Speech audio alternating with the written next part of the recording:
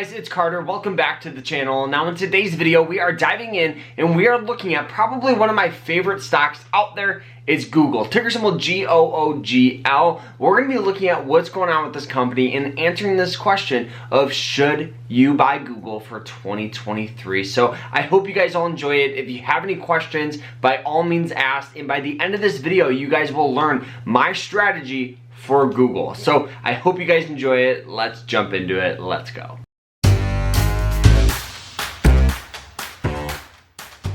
Now, what is Google? I think we all know what Google is. Google is the most popular search engine out there, right? When people want to look up something online, the first place they go to is Google. The second place they go to is YouTube. And guess what?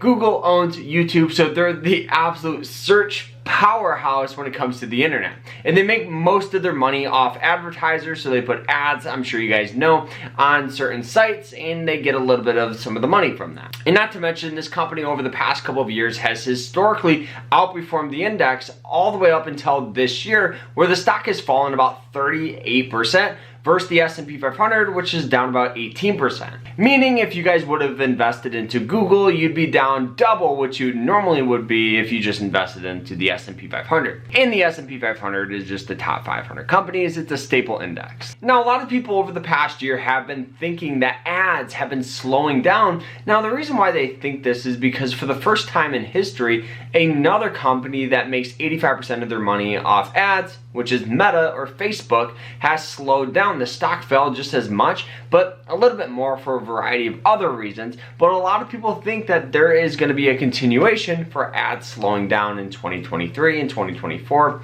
I don't believe that, but that's what some of the, that's what some of the experts think. But yeah, I definitely see where they're coming from, because a lot of their fundamentals, such as their profit margin, such as their diluted EPS, have been slowing down, which is never a good sign. This could be a short-term thing that the company's going through, or this could be the start of a massive sell-off. Now, do I think Google is going to go out of business? By all means, no. They have $116 billion in cash. 116 billion with a B, not an M, not million, a B. Comparing to their debt, which is only about $14 billion, they have way more cash on hand than long-term debt. So the beauty of Google is if they ever go through a hard time or a hardship, they have $116 billion to work with to continue to invest in themselves, pay their employees, grow the company, and on top of that, they have way more cash on hand than long-term debt, so they could easily pay off that debt if ever needed. Now, another very, very important metric when investing or looking at a company to invest in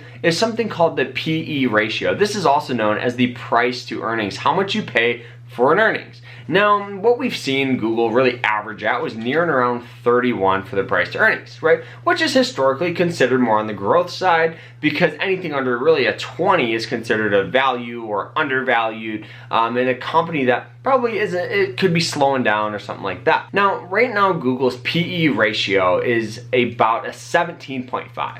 This could mean one of two things. The first thing is the company is slowing down and they've pretty much hit all their peak users and the company's just not going to grow as much over the next couple of years. The second reason is just right now we're going through a short-term thing where the company's just having a hardship, just like the US economy, and within the next couple of years, we'll see the stock rebound. So why do I think Google has been selling off, right? I think Google has been selling off for a variety of reasons, such as ads. I think the biggest thing is right now, just in the economy, we've just seen slowdown, which happens. The market goes in cycles. You'll never see just a company, or you'll never see just the US economy thrive for 15, 20 years. You'll never see it happen. The market goes in cycles. Stocks are the same way.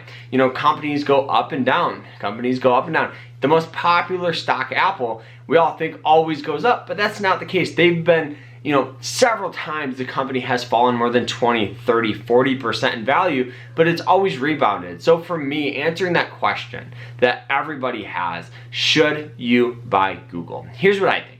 I think Google, for me, carries a ton of potential. I would rather own it than not have it. I'm not going to go crazy investing into this thing. I'm going to keep it probably under about 5% of my portfolio size, meaning for every $100 I have invested into other things, other ETFs, bonds, real estate, whatever, I don't mind putting, $5 into Google for every 100 I have invested in other stuff.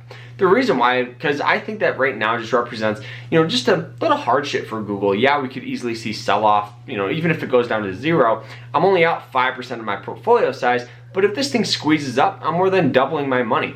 You know, the average analyst price target for Google is a whopping $125 per share. For a stock that's 88 bucks right now, this is a return of about 42%. And the lowest price target that we see on Google is $114, which is still a return of near and around 20%.